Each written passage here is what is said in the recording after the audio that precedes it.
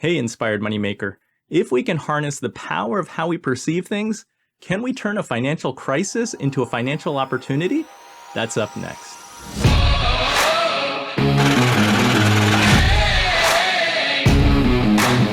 Episode 250 features Dr. John Demartini, human behavior expert, best-selling author.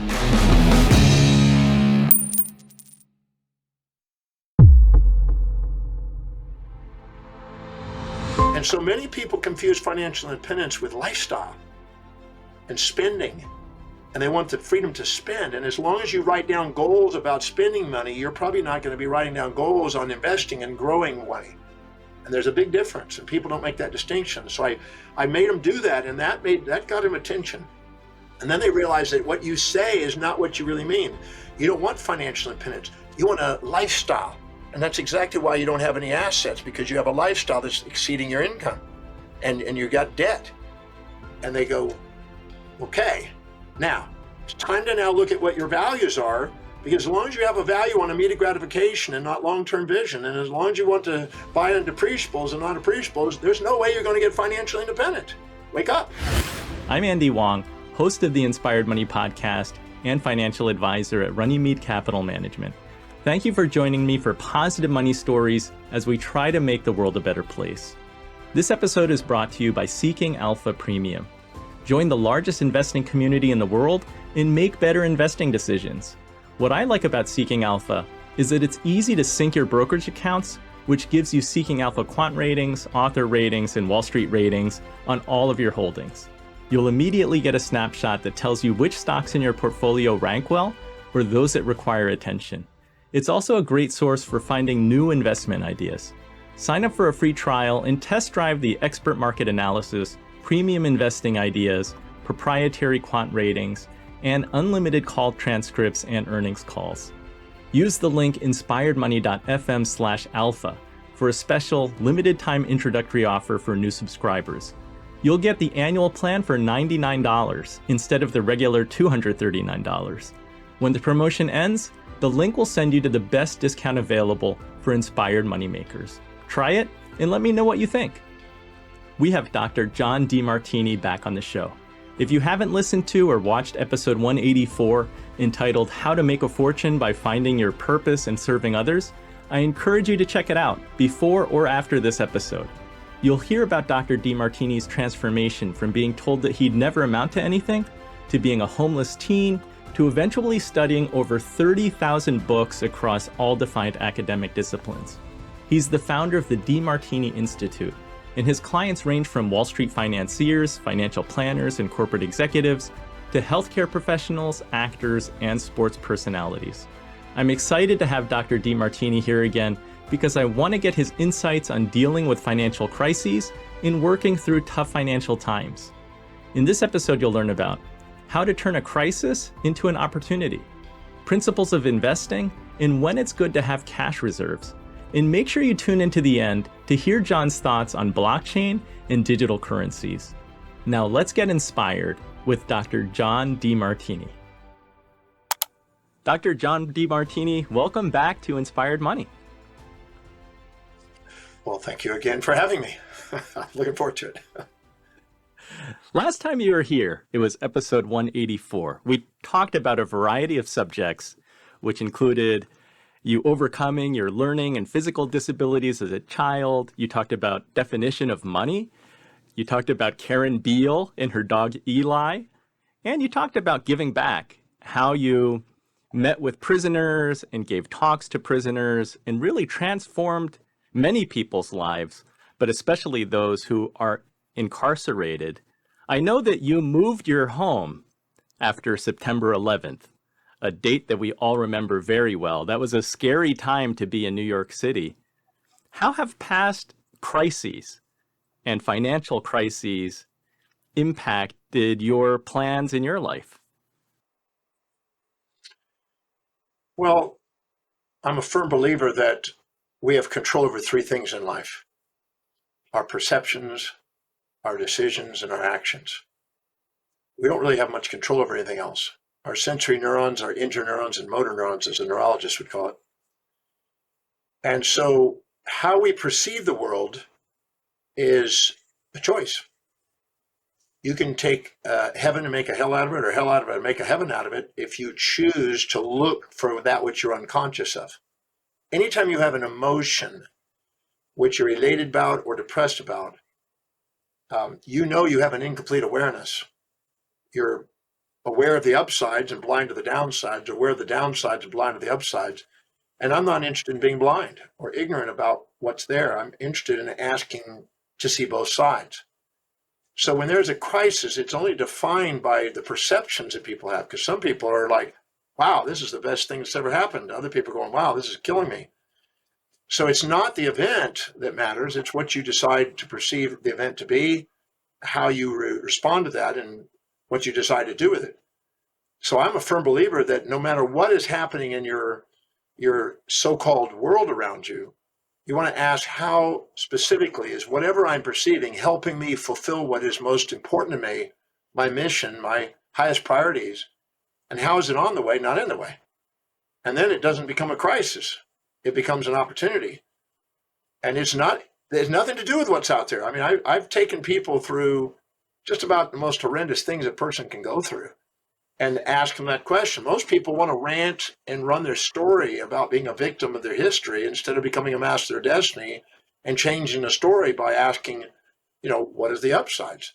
And that also occurs in reverse. You could be infatuated with something and think, oh my God, I'm going to make $1 billion out of this over the next 6 months, and be blind by the downsides. And you need to know how to ask, what's the downsides, to bring yourself back into seeing both sides. Full consciousness, which illuminates the executive center in the brain, which is more objective, is a wiser positioning to be in investing or in life than being in the amygdala, where we're subjectively biased in our interpretation and having false positives and false negatives about our reality, and being trapped in reactive mode and feeling mode before we think. I'd rather be able to be back into the thinking mode. And so it's not the world out there, it's our perception of it. And we have control of our perceptions. Do you have any advice for being more thoughtful and objective in thinking rather than being emotional? I find that in those moments of difficulty, it's sometimes hard to separate. And sometimes those emotional decisions are not necessarily the wisest ones. Well, and as Warren Buffett said, until you can manage your emotions, don't expect to manage money. And people usually do the most foolish things when they allow their emotions to go into extreme fear, extreme greed, elation, or depression. And they have, emotional exuberance, as some people call it. Those are when the unwise part with their money, and the wise invest their money when everybody else is freaking out. But I'm a firm believer that it's simply the quality of your life based on the quality of the questions you ask. Now, there's nothing wrong with reacting. So you may be misinterpreting things and have a reaction. It's now the question is, what are you going to do with it? I really believe that emotions were designed to deal with emergency situations. Sure, if a tiger's about to eat you, that makes sense. But a lot of the things we face in life are not tigers eating us.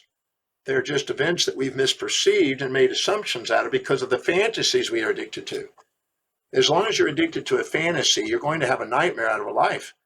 So I'm a more believer of preempting things in advance and preparing for both sides, mitigating the risks and calming down the fantasy so you're less likely to be reactive.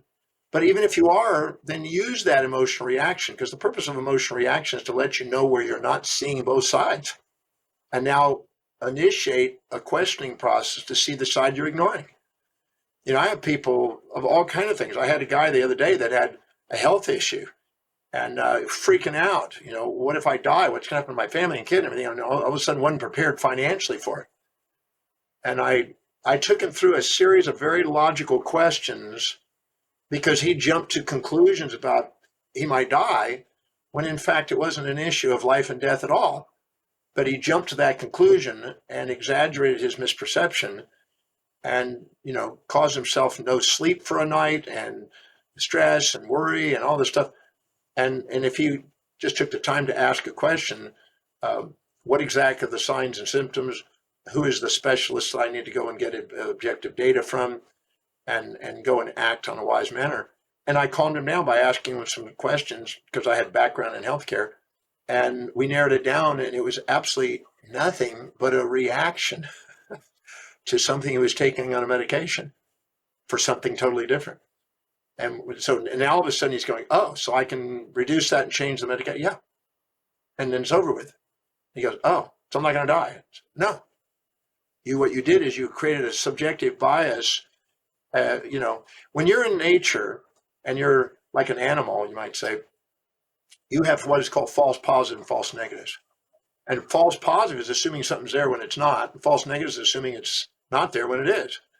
Well, if you're out in nature and you want to eat or you want to not get eaten, you need a false positive because you're better off chasing something and not catching it than not chasing it and missing it.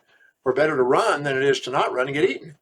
So we automatically exaggerate emotional responses with our amygdala as a survival response to stimuli that we've perceived in an imbalanced way. So you stop, balance out your perceptions, calm down the amygdala, and then you make an objective decision. We have systems 1 thinking, which is an immediate survival, and systems 2 thinking, which is thinking before we react. We're not always going to use systems 2.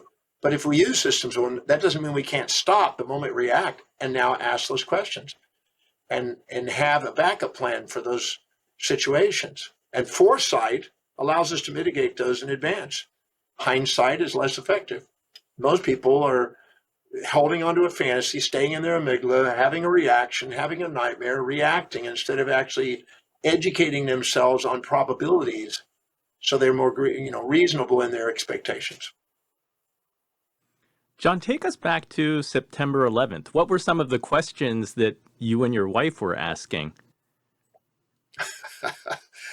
Well, on September 11th, I was in flight from Los Angeles to Sydney on my way to Perth to speak.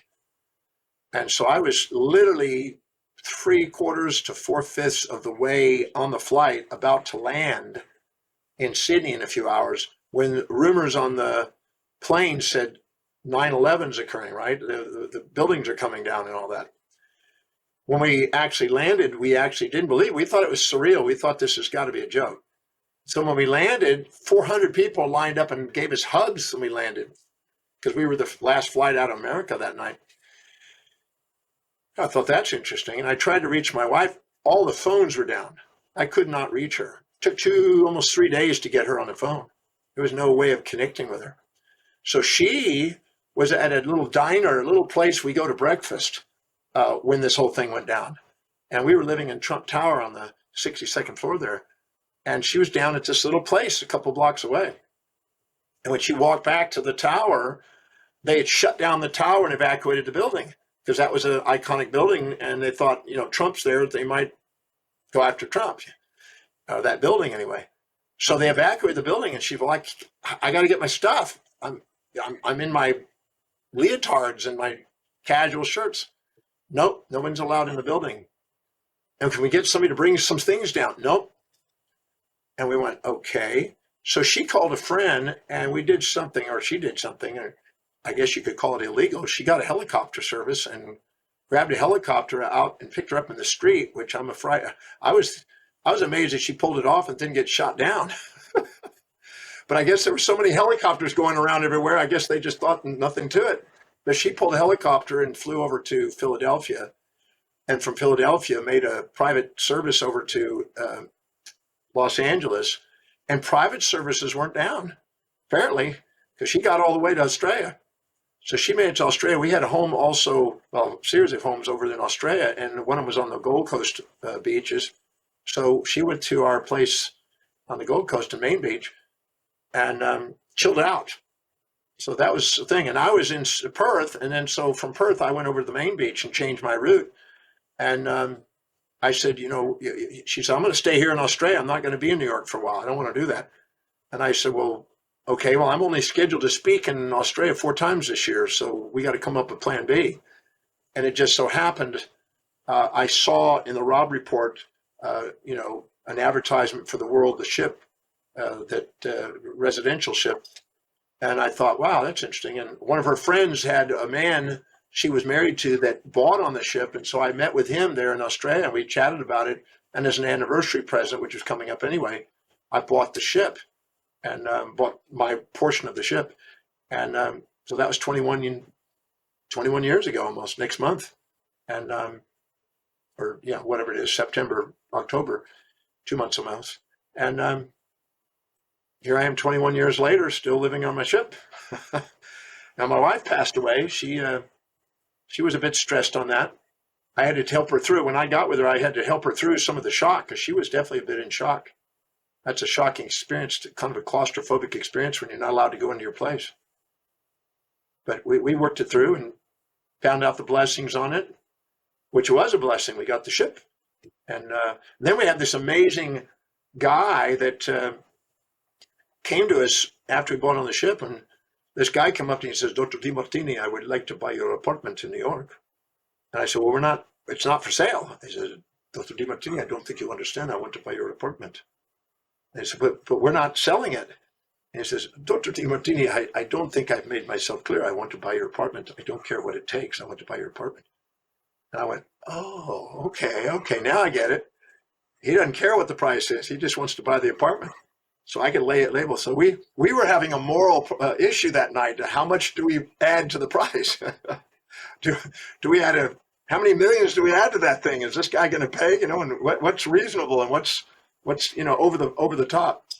But he didn't bat an eyelash. What we threw in there, which we thought was more than gracious, he just paid it because he wanted to be. We lived next door to Steven Spielberg, and he wanted Steven Spielberg's spot. He wanted to get in his ear because he had a deal that he wanted to do with him. So he didn't care. So we ended up selling it to this guy. So this crisis was a blessing. And I always say you can have a crisis without a blessing. You can have the wisdom of the ages without the aging process by asking now, how is whatever's happening serving you, and balance it out, or you can wait days, weeks, months, years, or decades before you can see it and age over it. So we had a timeless mind, ageless body by asking, what are the blessings and how do we use it to our advantage? And we win no matter what happens out there. That's how I look at it. It's wise to come from that perspective, I think. That's a great story. How did you come up with your number? Did you feel like you were pushing the envelope, or did you settle on something that you felt was just enough and fair? Well, we went back and forth on it because her idea and my idea were different. And we were going like this, and then we go with, is that too much? Because our own consciousness was doing it. Is that too little? This is an opportunity, and the guy, he's not going to get that spot unless he does it. So that must be worth millions to this guy. He didn't care. We found out this guy was a very wealthy guy. He didn't even bat an eyelash. It wasn't even a thought. Just, okay, great. Where do I go? And I know we could have added another million to it. He wouldn't have even batted an eyelash. So we kind of went back and forth. We had a little bit of uncertainty about it, whether he would go with it. And then at the end, after we got, oh shoot, we could have gone even further with it. So we went from one pole to the other of emotion on that one. It was quite cute. But we definitely got a fair deal. He got a fair deal. As far as I know, he got the deal with what he wanted. And so I can't complain. Nobody complained out of that deal. Yeah, two happy parties. And it's not every day that you're made an offer like that one. Well, what's interesting is when we bought in the place, we had rented a place on the 61st floor, and we were waiting for an opportunity to get another place. And the guy from Japan in the late 80s, early 90s, had gone through the financial crazies over in Japan and needed to sell. So we got in because of a guy who was desperate to get out, and we got out because a guy desperate to get in. And I don't think it's me. I think it's my wife. I think she had just had some sort of a magical spell that allowed, real estate deals to go down, because she had some sort of I don't think my knowledge in the real estate world, even though I've had properties and stuff like that, and rental properties and, quite a few of them, but I can't say that my genius had anything to do with that. I think somehow she was a magician of some form, special, I think all women have a bit of a witch in them. I think she had some sort of magic spells or something. I don't know what it was. At least that's the joke we make. It's good to have a little magic. It's always good to have a little magic. Yeah. So today, we're in an environment where it's the first time in a long time that we have inflation going up. I mean, I had inflation when I was a kid, but this is the first time in my professional career that I'm dealing with rising costs of food and fuel. And we're starting to see, it's not a recession yet, but we're starting to see layoffs happening. It's still a far, far away from levels of ending a recession and seeing like a recovery in the financial markets. But it's been a rocky start to 2022 for the stock market. People are worried about losing jobs. How can they see opportunity and manage their perceptions in this environment? Oh, great question. You know, I'm gonna do a roundabout on this answer, if you don't mind. I was speaking at a church, and I can't say I get to speak at churches all the time, but they invited me to speak at this church. And I made a statement which shocked people. It made everybody just stop. And I made a statement. I said, if you're impoverished or poor, it's because you're probably not caring about humanity. And ooh, that was a really interesting response I got. I said, because if you really care about humanity, you will be on the cutting edge of finding out what humanity is looking for. You'll be wanting to keep current with what the needs are in the people you want to serve. And they change. And if you're not willing to be adaptable and change with them, you can be left behind. So if you really care, you're keeping, and you have a value on it, you'll be incrementally adapting to changes in the market as they start to emerge, and you'll be actually having foresight about what that is and anticipating it and preparing for it. And if you don't care, you'll be in your amygdala and you'll wait and you'll learn through what is called trial and error. Either learn through foresight or hindsight. And if you're not really inspired to build wealth and to serve people and grow your finances, you're probably going to go, oops, and then react and hold on to your thing and wait and hope it comes back to the way it was before, instead of face the reality that it's changing. And the world is constantly changing. It's eternal change. Parmenides described this, and Empedocles, the Greek philosopher, said the same thing back then, his times. And the same thing for Heraclitus. So the key to adapt is to have foresight enough to look at where is the current market and what are the downsides. I mean, it wasn't hard to see that the margin rates are high. It's over the mean in the overall general market. They're spending ridiculous amounts of money on social, rescues, and you're going to pay a price with inflation. That's just inevitable. So it's not like we didn't see all those coming. So the question is, if you're really caring about serving people and building your wealth, so you're not in dire straits, you're going to be thinking, okay, what happens when all of a sudden we print out money and inflation begins? What are the markets that go up and down, and where do we need to position ourselves, and how do we need to adapt?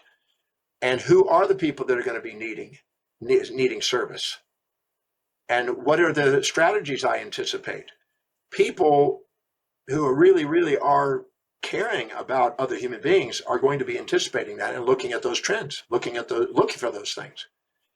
And those people are usually also realizing that if the market goes down, they know to have a cash reserve. I'm amazed at how people think that they can go by without cash reserves. I mean, they're sitting on empty all the time. And I'm a firm believer of having at least 6 months to a year's worth of cash reserves at all time. Even if inflation erodes some of it, I still have cash reserves because it buys me the ability to adapt. And it also allows me to get crashes and grab markets, and allows me also to not be emotional and more strategic with more foresight and not hindsight. So I that's just a basic lesson that some people don't learn until after these type of events occur. And then they know, oh, I'm going to make sure I have cash reserves to weather the storm. And I looked at the Fortune 100 companies, nothing under 40% cash reserves for the year. Most of them have up to 50, 60 or up higher percent. Even Microsoft has sometimes 100% cash reserve for the year. So I'm a firm believer of you can have foresight, you can prepare for those things and anticipate the things. And the writing was on the wall. There's no way that when you start seeing the stock market going up at this angle, instead of, 7 to 9 or 10% angle, you've got an acceleration phase, and that's just a matter of time. And when you see margin accounts going up and price earnings getting pretty high, 20s, 30s, 40s, 90 in Tesla, 5,000 in Tesla, when you see these kind of things, you've got emotional exuberance. You don't have intrinsic value that we're looking at. We're looking at things that are exaggerated. So that those are signs. So you want to make sure you build cash reserves, make sure you think about what happens when the market goes down and inflation comes up. What is the historical pattern of people that are during inflation? What do they buy? What do they hold back on? Then you change your direction accordingly and make sure you're prepared for selling things and marketing in those directions and investing in those new directions. That's welcome to the way. It's called foresight. Intelligent people think ahead, and not so intelligent people think from behind. And we can't forget that there's a cyclicality to the economy, the world that we live in, and even our lives. There tends to be cycles. There are up cycles, there are down cycles. That's a reality of life. So if we can plan and think strategically, you hope to take advantage of those times. Exactly. Well, I'm a firm believer, one of the guys that helped me along the financial was Charles Ellis. He wrote a book called Winning the Loser's Game. And he was a statistician, right? He took care of the stats. And I remember reading a book called Investment Legends, and there's like 20 investment legends, and 20 of them, out of 20 investment legends, they kept referring to this guy. So I said, well, this guy must be somebody that they keep referring to. So I studied everything he had and watched all the videos I could find on this guy. And, he understood the cycles. He knew the credit cycles, as they're called, and the overall productivity cycle, as Dalio describes. And these are patterns within 7 to 12 year patterns. They could be 8, 9, 10 years, maybe more, maybe less, but they're cycles. And there are phases of the cycle that you can see. You may not nail it exactly within the week or month, or even the quarter, but you can definitely nail it. It's coming, and you can be preparing for it. I look at the overall mean of the market, and whenever I see it going above the market, I know I get a higher percentage of cash reserves. And then when it goes below, I put a higher percent of back in. I mean, I just do that little extra thing on top of net buying into the market, and it gives me an extra couple percent. And I'm very grateful for that. And many people get exuberant when it's up and then expect double-digit returns forever, and they don't understand they have to understand what the real mean is, what the GDP ratio to the mean is of the markets that they're investing in, and be real. A lot of people get fantasies, and then they get nightmares because they're holding on to, get rich quick kind of mentality instead of long-term planning. And it's long-term plan. I always say that money is nothing more than a byproduct of deferred gratification and longer-term patience, and using compound interest, the eighth wonder of the world. So you do adjust. It's the fifth decade that's mind-blowing with compound interest. I just finished 4 decades. This decade is going to be the most unique one, because this is when, you will probably have a flat period for a while, and, there's all kind of things that might happen from after inflation, but eventually it's going to go back up again. And when it goes back up again, that fifth decade is pretty amazing. You just ride the storms. But if you don't have capital, you don't have liquid capital, you're going to be emotional. And you're going to sell things to get cash because you didn't do cash reserves. I don't know why people don't learn to have cash reserves. You always want to think of the worst case scenario and have a cash reserve for it, so you never think. I learned that from Buffett many years ago in the 80s. Keep good cash reserves. So you have plenty of time to adapt, and you take advantage of the crashes. Well, to your credit, I think that my industry, the financial services industry, too often does not encourage investors to have cash reserves. You always hear phrases like, you have to stay fully invested, you have to weather the storm. But if you look at Warren Buffett, there are times when he's sitting on billions of dollars of cash. 140 billion. People don't believe how much cash he's sitting on, and he waits for the right time. And because he's Warren Buffett, he gets access to deals. If we look back at 2008, when all the big banks got in trouble, he was getting very unique deals from Goldman Sachs to infuse them with cash that they needed. You know, he got special warrants just for Warren. Yeah. Well, you can't lose on the futures of those warrants in those moments. You know, you know it's going up, so it's just a matter of. And he doesn't normally do a derivative like that. He'll do it when he sees an obvious win, and why not? But Munger, there's a great little video on Munger, something he learned about investing that was really good. He called it the locker room mentality of Wall Street. You know, a lot of them they got to win, and there's got to be a win-loss instead of a win-win. And I'm a firm believer that, as I said probably on the first show, is that unless there's a sustainable fair exchange between you, the employees, the customers, the stockholders, everybody's going to win. It's not going to be sustainable. You don't have a win-lose. So trying to win at the expense of other people is a narcissistic thing that will eventually bring hubris. So I don't waste my time on that. I don't even think like that. And I don't. I make sure that I have enough value on my wealth that I buy things that I feel are pretty confident to give me a return. You know, I bought a peanut butter company that I used to eat as a child. The company had been out it was already in operation before I was born. And I guarantee it's still going to be in operation when I depart. And I bought that, and it's now held for nearly 40 years.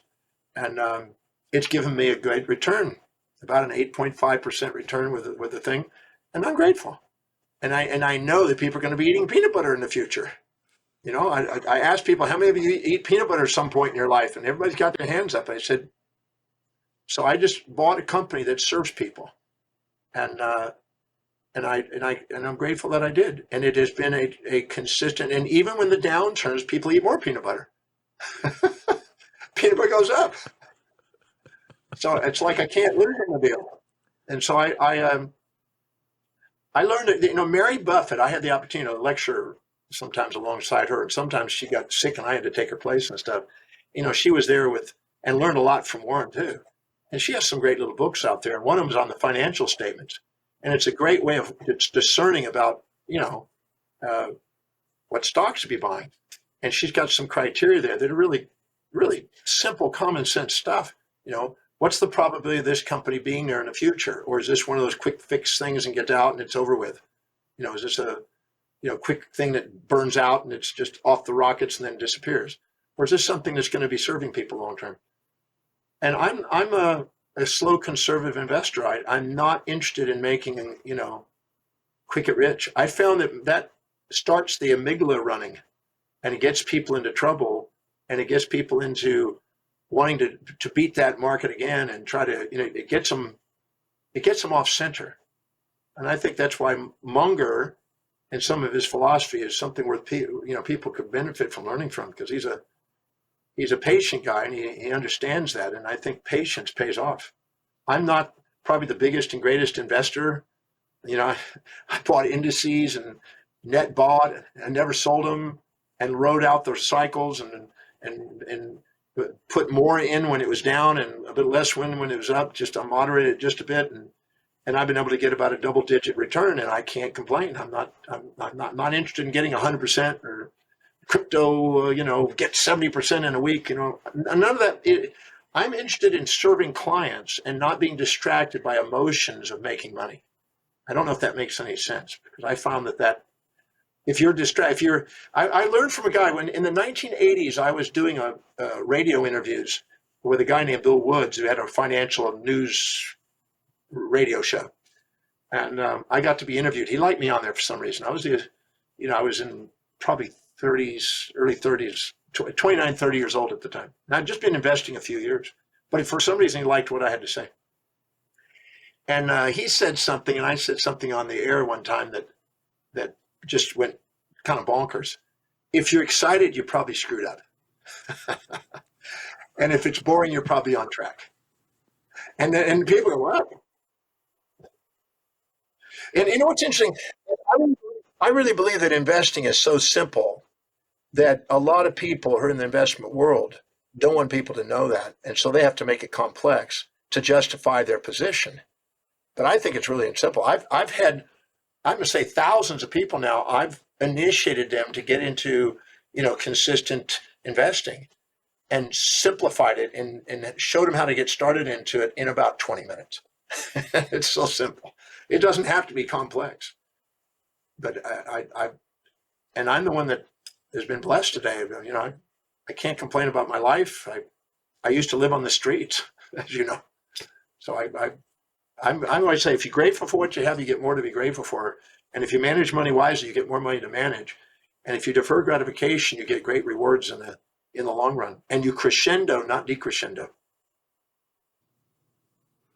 I do want to ask you about living on the streets, because I remember last time we spoke, you went to Hawaii when you were about 15 years old. Yes. Not too many 15-year-olds go to California and fly out to Hawaii on their own, surfing and not really having a home. I know that a few years ago, I think you turned 65 and you went back to go surf on the North Shore. What was it like going back to Hawaii with such a difference in, you know, the times when you were 15 versus 65? Well, when I was 16 years old, I'd been there over a year now, and about a year and a month or so, and I was at Haleiwa, Hawaii, and it's a great surf spot when it's just the right kind of west swell, nice northwest swell, great spot. And it was about 24-foot faces, so it was moderate sized, and Lord Blair, who was 65 years old, was out surfing with Becky Benson, who was one of the female surfers at the time, her and her sister. And they used to do tandem surfing, sometimes on each other's shoulders. They were really amazing, like circus people. You know, they could do calisthenics on a surfboard. But they were friends with Lord Blair, and Lord Blair was 65 and was surfing. And I was out there that day. We were all out there. And I came in to rinse off and shower, and I saw Lord Blair catch an amazing wave and rip it at 65. And I said in my mind at that time, when I'm 65, I'm going to surf on the North Shore. I don't care where I am or what I'm doing. I'm 65 on my birthday, I'm surfing North Shore. So I kept that in the back of my mind from age 16 all the way to 65. And in 65, I went to the North Shore. And I surfed Laniakea, and then I surfed right outside Pipeline. Pipeline was absolutely packed, and it was beautiful, not huge, but about 12-foot faces, 14-foot faces, something. Small Pipeline. A little more traffic. A little more traffic. Too much traffic. So I wasn't going to try to tackle that at 65. There are all these young, guys. I wasn't in good enough shape for it. So I went and caught the left of that, well, the right of that from the beachfront, and surfed right there at Ikai, between Pipeline and Ikai. And the waves were fantastic. And I caught some great waves, and I was more than inspired. And my daughters were there, and a friend of mine there, Ike. And I showed my daughter the park bench I used to live under. I took her to the bridge that I slept under. I took her into the park bathroom that I slept in when it rained. There wasn't the abandoned car there. That was gone. I showed her where my tent was. I took her into the jungle where the tent used to be that I lived in, and let her have a little, reminiscing experience. Plus, they got to see me surf. And I went out and surfed, and I swear, when I paddled out, I had no age. I was 18, 17, 16. When I paddled out, I was 16 again. I didn't have anything to look at, so you don't look at yourself. You had a mirror there, you go, oh, that guy's not 16. But when I was paddling out and I caught a wave, my daughters were like, jump up and down on the beach. And there was a guy that was a lifeguard there. He came over to me and says, "You sure you can go out there, sir?" And I said, "Well, believe it or not, I used to live here, and I feel pretty confident I can do this." He said, "Okay," because he didn't know if I was, in ready for that, because there's a rip and everything else, And he shook his head. He goes, "You're out there and you're into it." And you don't forget. You're just not as skilled, but you don't forget. I could still surf a surfboard, Could have been a long time, but I did it, and I'm very grateful. What did your kids think about the fact when you said that's the park bench that I slept under? That's where my tent was. But what's interesting is while we were there, sitting on the park bench getting pictures, a lady came up to me and said, "Is that you, John?" Get out. Yeah. And then I saw a guy riding a bicycle with a surfboard in his hand that I used to surf with 49 or so years ago, 49 years ago almost. And I couldn't believe it. There was a guy, and when he went by, he looked at me and I looked at him, and I couldn't remember his name. He couldn't remember my name, but we both recognized, wow, we both recognized her, and the lady too. So it was a very touching moment. I mean, I had tears in my eyes because I was like going, wow, far out to see somebody you haven't seen in nearly 50 years, all of a sudden at the same spot where we used to live in a tent or on a park bench. So it was a really cool day. Amazing to have that experience after waiting from say age 16 all the way to then. Well, you don't kid around with your goals. You stick to it. I do. I have the largest collection of goals of anybody you'll probably ever meet. I have 33 volumes of goals. 33 volumes of goals and metrics and gratitudes and posthumous biography and mission plans in each areas of life. I mean, I've been working on, I'm a firm believer that if you don't fill your day with how you love it, it fills up with how you don't. If you don't prioritize your actions, distractions take over.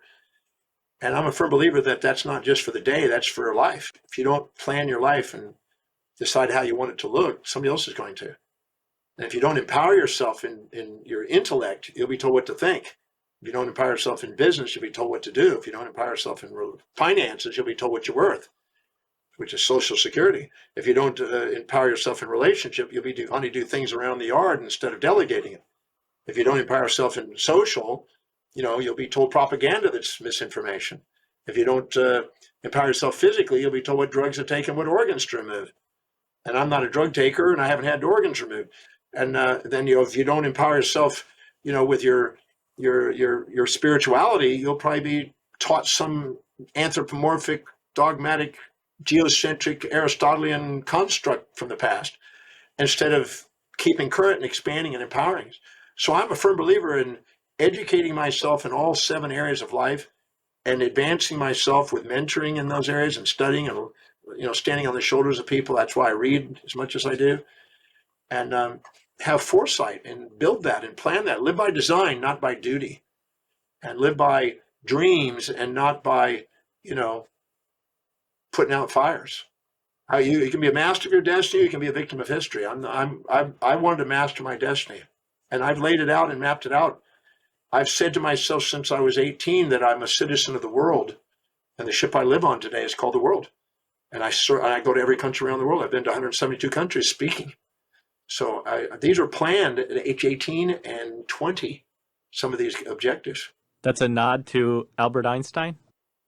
That was Einstein and Epictetus and Socrates and many of the other philosophers of the Greeks. They all said citizen of the world. That's what they believed. The world was the universe at their time. That was so the world was the universe. They saw a geocentric universe. And, but yeah, I've been saying that. I've said the universe is my playground, the world is my home, every country is a room in the house, and every city is a platform to share my heart and soul since I was 20. And 18, I've said I'm a citizen of the world. I'm here to create original ideas that serve humanity and to step foot in every country on the face of the earth and share my research findings with people and inspire millions of people across the world. I've had internal dialogues about how I want my life, and I have thousands of those. I mean, thousands of those, pages and pages. And I just read them and refine them and edit them and read them and refine them. Because I know that if I don't if you don't prioritize what you feed your mind, I mean, look what comes on TV. I have no interest in letting my TV or my newspapers or those run my mind. And so many people spend their life on that. I fill my mind with the greatest ideas from the greatest minds who ever lived and the greatest, leaders in their fields. I just read William James Sidis, who is a child prodigy He spoke at Rice University in professorship at 12 on mathematics. He spoke 25 languages. He was at Harvard and Cambridge, and he's guest speaker by the time he was a teenager. He had a 275 IQ, which is like off the charts. He was for a while, until this recent woman at 400 IQ was the smartest individual that's in history. And I study their lives and study what they do and how they do it. And I own the traits.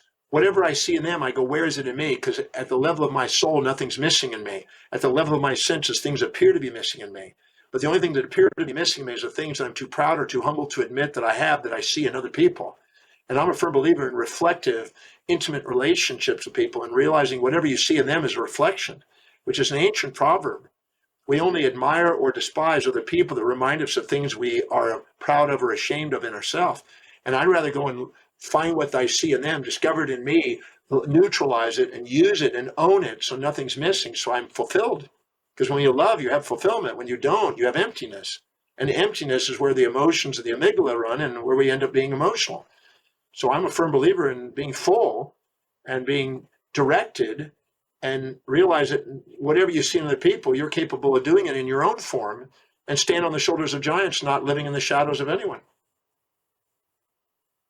John, 3 volumes of goals. That's impressive. 33. 33. Do you have to attach time goals to each of those? Not all of them have total, because many of them are mortal. Many of them are beyond my life. You know, my will and estate are for things perpetuity. They're things from beyond life. Many of them are that. So it includes your legacy. Yeah, the legacy. You know, I learned from Heraclitus in the 5th century BC, you know, about immortalizing yourself. I wrote a book called The Secrets of Immortality, and how to immortalize all 7 areas of your life, how to create ideas that leave their mark. I have millions of messages out there on the internet and social life that's going to live beyond there. So that's one way that I planned on putting immortality out there, getting thousands and thousands and millions of ideas out there. And then in business, I want to create something that passes on. So I've got people that are using it, and I have 7,000 facilitators that are out there teaching my work and out there, and it's going into universities. So I strategically plan to have an impact in each of the 7 areas of my life. You know, that was planned. That's not just hoping. That was a planned action. And I'm a firm believer you can do that. So I'm a firm believer that if you don't take command of your life, other people do. Nobody's going to get up in the morning and dedicate their life to your fulfillment. If you don't get up and decide it, they're going to project onto you what they think is important for you according to their values. And that's going to create an internal conflict and a confusion and a cloudiness of the clarity of your own mission in life. So I'm a firm believer in defining that and designing that, and you know, going in that direction every day, and highly prioritize. We're not here to compare ourselves to other people. We're here to compare our daily actions to what we value most, to what's meaningful, that serves people most. So I'd rather feed my mind and prioritize the people I hang out with, which is why I live here, prioritize where my money goes, prioritize what I read, prioritize how my space is. You won't get me to buy stuff on impulse. I pre-plan what I buy. I don't have clutter. Most people have clutter. You know, 1/4 of a house, for instance, 1/4 of a house, which is garage, closets, and pantries and cabinets, 1/4 of a house is filled with clutter that depreciates. So it's interesting. People buy $1 million house or $500,000 house or $10 million house or whatever they buy, and 1/4 of that, if it's $1 million house, $250,000 they pay over 30 years, which is $750,000, to store stuff that goes down in value. It's an interesting thing about it, and they never stop and think about it. Is that really what they want to do with their life? There's a new condominium in Houston, Texas that was just finished, where they have a garage on the bottom of the high-rise condominium, which is like 30 stories. But all of the garage underneath was designed to be reconverted into condominiums, because they know that in the future people aren't going to have their own private cars. They're not everybody's going to have it. There's going to be other kind of car services and transportation systems. So they've already designed the buildings to be converted back into apartments. So they'll convert them. The parking garage will be actually converted into multi-layered apartments, and they've got the designs in there. So you can actually buy that, get that, and convert that into an apartment, and then release that and make a profit out of your place instead of having a freaking car, which is really not the wisest use of your money. I haven't driven a car in 32 years. I learned from Robin Leach a long time ago about, transcending cars and having specialists drive me. I'd rather have somebody that knows what they're doing, that specializes to do it, and I can get in the back and I can do consulting with somebody or write a book or do something else with my time. I don't want to fill my time with anything other than what's highest in priority: teach, research, and write. John, I want to ask you about, you've written and talked a lot about building wealth through the law of sustainable fair exchange. And I know a lot of crypto enthusiasts talk a little similarly. I read about them saying, as far as money, dealing with money, when governments are printing money and devaluing the currency, that's their argument for why they like digital currency and a decentralized digital currency. You gave a talk in 2016. Can you share some of your thoughts on blockchain and cryptocurrencies? Well, I'm not a big promoter of blockchain, and my predictions are coming true. So I'm going to stick to my predictions on this. It's not efficient and it's not going to last. And there's a new system that'll come about that'll be more efficient than that because it's not sustainable. Economically, it's not sustainable. Minor current costs are, energy usages, speed and hacking. There's too many flaws with it. So I know that goes against everything that everybody says, but I really don't care. I've researched the hell out of this thing, and I'm absolutely certain that's not going to be the future. So people can wait for that to happen, or they'll find out. But there's a much more efficient system coming. And when that comes, and I see it, and I'm satisfied with it, I may be involved in it, but I don't see it yet. Now, when it comes to cryptocurrencies, I saw the flaw in that because, one, I don't want to put my money in anything that's not governed. Let me explain something here. The brain has the executive center in the forebrain, the medial prefrontal cortex. And this executive center uses glutamate and GABA as transmitters and N-acetyl aspartate as transmitters to modulate and to calm down the amygdala's impulses and instincts, which are the dopamine and adrenaline responses down below. If we don't have governance, we do foolish things. We have subjective biases and false positive, false negative in our interpretation of reality. So if we don't have governance in ourselves, until we can govern ourselves, don't expect to manage money because you'll do foolish things with it. You'll over assume the positives or over assume the negatives, and you'll do reactions and react instead of proact with strategy. And you come out of strategy and you get emotional reactions. Well, the same thing on a larger scale in the government. If you study sociology, you'll know that if you don't have quality government and governance, not arrogance and autocracies or plutocracies, but governance, you get chaos eventually. And so when somebody says, I want a decentralized currency, I go, beware, because that's assuming that you know how to manage yourself. And what I saw is the people going in there were the people not knowing how to manage themselves. They're highly volatile people looking for a quick return. And so you get millions of people doing that. I mean, it's $2 trillion out of India, got squashed out of India, and now their suicide rate's gone crazy. So I saw the emotional exuberance of people that are inexperienced, that don't have governance over their executive function, buying into the idea where the government is non-governing it because they're basically thinking the government's running their life, primarily because of what's happened with COVID, which has two sides to it. And I also saw an uncontrolled system there. It's hackable. There's cons in it. You see what's on there. I watched, my girlfriend in Turkey is a very famous woman there. And she got approached by a guy in Turkey said, I'll pay you $100,000 to do a 20-second commercial for me to get your brand on this new currency we're coming out with. I told her, absolutely not. This relationship's over if you do that. I had to put that strong a thing. I wasn't really going to leave her, but I had to say that because I didn't want her to get involved in this. Her agent said, no deal. I said, no deal. I got adamant about it.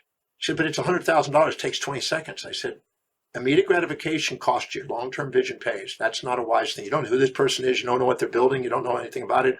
It's outside your level of core competence. It's in a gambling casino mentality, and no. So she passed. So he launched this currency with somebody else. That ended up being a $2 billion hit.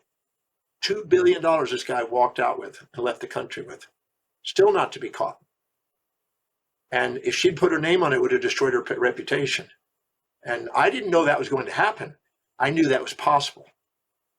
And so I had a guy in Bitcoin down in South Africa. He never even registered it, but advertised the hell out of it, became a billionaire. And there was nothing. There was no registration. There was nothing. It was all just fluff, smut. So I saw unregulated things going down, and I saw this is not where it's at. And if that's still available in the system, I have no interest in that system. And I also saw that when they talk about inflation, when you have 19,600 different coins going on, that's more than inflation. That's a dilution of where people are putting their money.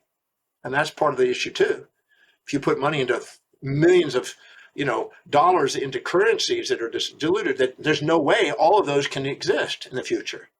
So these are just irrational behaviors on unprecedented levels, which is why $2 trillion disappeared out of India. Poof, in 2 weeks, $2 trillion. So I saw that, I wrote about it, I summarized it, I presented it in Japan. Most of the people there were youthful. Some of them didn't want to hear it. They were making, quick money on their currencies. And then recently, I think a lot of them started to back off and realize that wasn't the pathway to take. And I tried to make a distinction between a real investment that has something that produces value that serves human beings. That's not a zero-sum game, but it's it's a non-zero sum game thing, and something that's a speculation, and something that's a gamble, and something that's not controlled, and something that you got all kind of illegal things going down. Because there are also some great people in the industry. I'm not negating that, but there's also people still accessible there. And I know that a government's not going to allow that to continue. There's no way a government's going to allow that many currencies to be into, and they're not going to allow something to take over the currency. So it's just a matter of when. So do you know that a government-run, bank systems are going to create digital currencies over time? That's just a matter of time. If it is to stay, it's going to have to be done by some sort of governance, and no government's going to sustain that. So that's why I just did that. Do you think that there's something there, that there could be a global digital currency someday, Yes. or that Yes. there would be a Yeah. U.S. digital dollar? Or I think China's already talking about they're going to be issuing a Yes. central bank digital currency. Yes. I think the digital currencies of the banks are going to be something that's pegged to a US dollar, and you'll be able to exchange it out. As one fades out, the other one will build up, and there'll be something that's stable. You can't sell something that has a volatility of 5 or 10 or 20% every day. You can't take the risk of selling something and then 4 hours later it's you just lost your margin.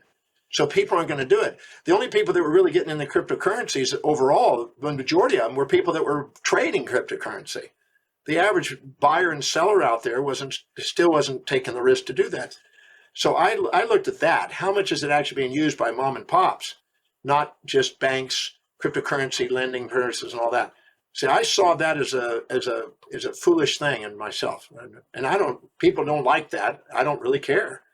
I said it's foolish, and I predicted what's happened recently, and that's going to happen again. It's not going to not happen again.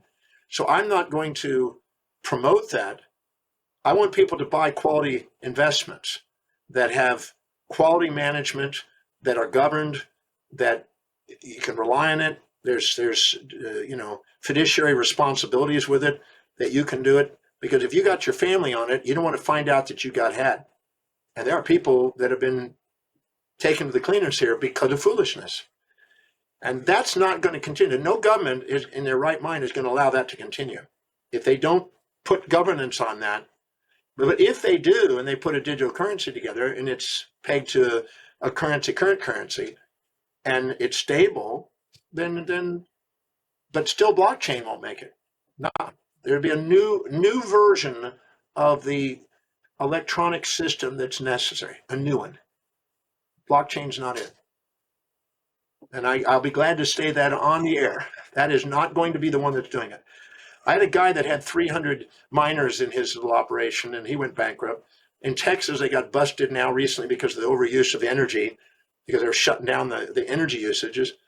It's not efficient, and it's not as quick as some things we can do right now. And no, so there's another system coming. It's not that far away, I think, and it'll be digitally government governed and eventually internationally governed. And I think that's when I'll be involved in that type of currency. Till then, no. John, the first time we spoke, you said real richness is the appreciation of the opportunity to serve and be rewarded. How can we live an extraordinary life? Well, extraordinary life, the majority of people fit in and not stand out. You know, Emerson said to envy is ignorance and imitation is suicide. And Einstein said, my contempt for authority is what made me one. And my experience is, you know, Ayn Rand called it the unborrowed visionary. You know, what the unborrowed visionary is somebody that doesn't borrow vision from the herd. They just go out and do something. And Ernest Becker talked about the individual hero, not the collective hero. There have been thousands of thinkers and philosophers through the ages that have talked about this distinction. It's not new.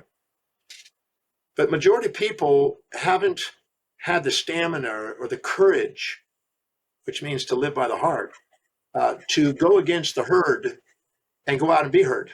They're followers of a culture instead of creators of a culture. An extraordinary life is a creator of a culture. There's somebody who's willing to walk a path on unborrowed vision and willing to be authentic to what they value most, and they know themselves. They're willing to be themselves, and they appreciate themselves, and they walk their own path, you know. And I think that's the extraordinary life. The ordinary life is the majority. You know, when you ask, I was in South Africa 2012, I think, 2013, something like that. And there's about 5,000 people in the audience. And I was the opening speaker. Richard Branch was the ending speaker. And they had some sandwich speakers in between, right? So really, it was a cool day. I opened it up and I look out and I see 5,000 people there. And the place is, you know, enthusiastic and really pumped up because it's a program on achievement, success, and wealth building. And I asked people, I said, how many of you would love to be financially independent where your passive income is exceeding any active income needs? And you don't have to work, you work only because you love to. And every hand went up, some went with two hands, and some people stuck their feet in the air. Okay, so all this went up in the air.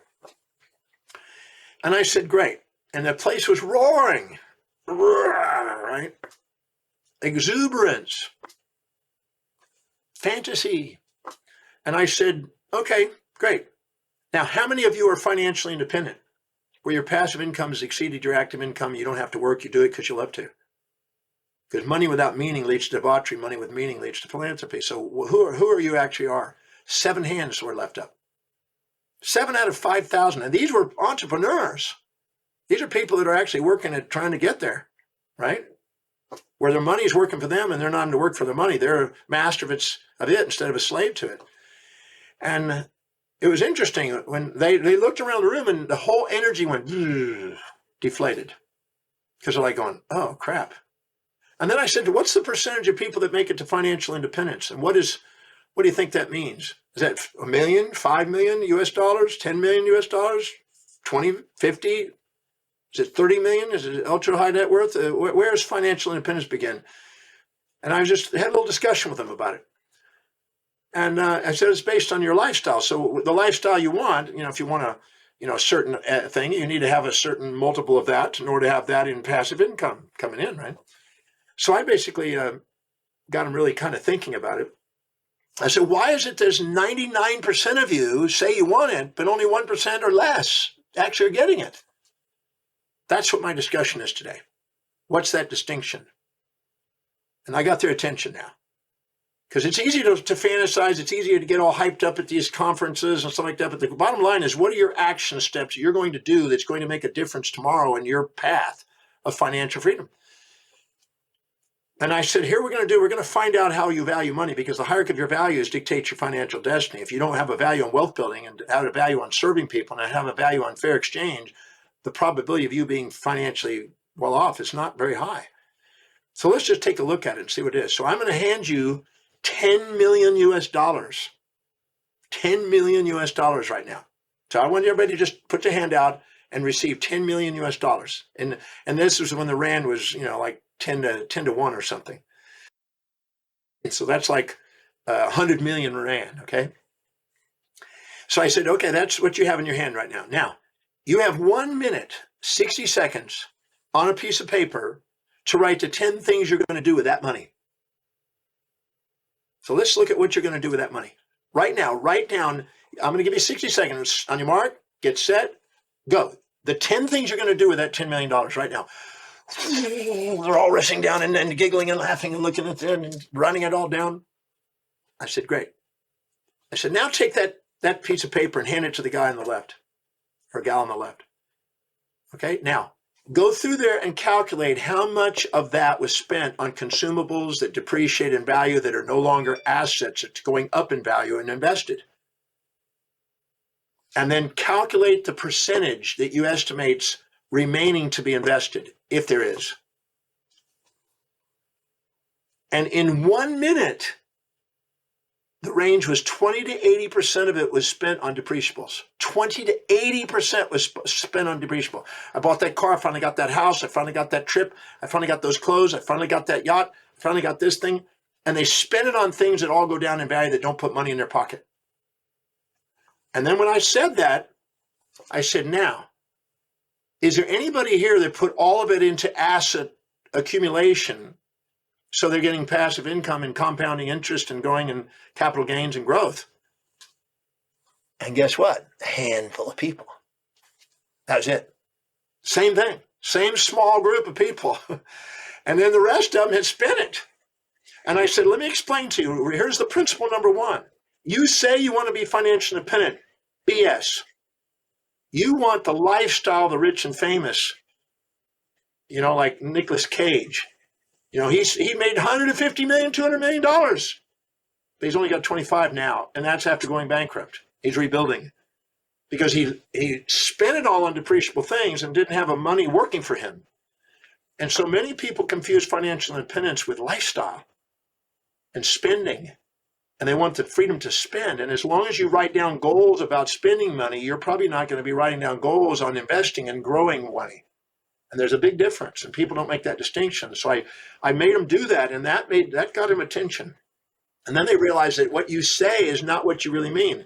You don't want financial independence. You want a lifestyle. And that's exactly why you don't have any assets, because you have a lifestyle that's exceeding your income, and you got debt. And they go, okay, now it's time to now look at what your values are. Because as long as you have a value on immediate gratification and not long-term vision, and as long as you want to buy on depreciables and non-depreciables, there's no way you're going to get financially independent. Wake up. And we had a real soul-searching, real grounding day and a real practical action steps. And I gave them 10 action steps that could change that around and some processes to do. And I got a double standing ovation at the end and said that was the most amazing wake-up call. And there was no bullshit. There was no fluff. There was no hype. There was no sale at the end. There was no just groundedness. And they appreciated that. And I think that that's somehow overlooked by our mentality and most people who are wanting to get wealthy. Wealth means well-being, and you're not going to have well-being searching for immediate gratifications on external depreciable things. Valuable principles. Well, thank you, John. Thanks for coming back on Inspired Money and sharing your thoughts and your stories with us. Tell the Inspired Money listeners and viewers where they can follow you. Well, they can go to drdemartini.com, my website. If you could just type in Dr. Demartini, Demartini, Dr. Demartini, Dr. Demartini, I think you'll find me. I think we found when I typed in my name the other day, there's 1.5 billion results. I don't know. So I'm in there somewhere in that internet somewhere. So I don't think you'll have a hard time finding me. But go to my website and just start looking.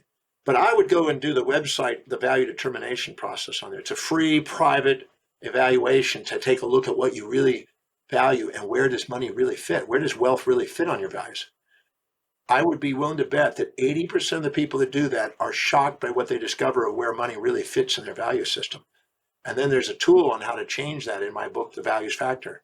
Maybe getting that could help them, because there's a great chapter on there on how to shift the values so you increase the probability of actually keeping the money that you worked so hard for. That's great. Thanks so much, John. Thank you. Appreciate the opportunity to be on your show. So what was your favorite inspired money moment? Dr. Demartini always shares a lot of wisdom from the giants whose shoulders he stands on. If you don't prioritize your actions, distractions take over.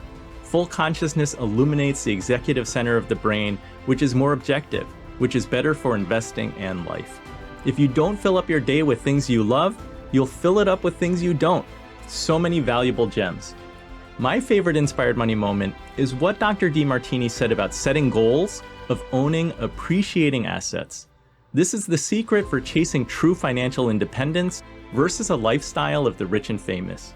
Tonight, I want you to review your goals and rewrite them if you have to. If you had a different favorite inspired money moment, please post a comment or share it in the Inspired Moneymakers Facebook group at inspiredmoney.fm/Facebook. Thank you for tuning in to the end. Be sure to subscribe to my email that goes out every 2 weeks.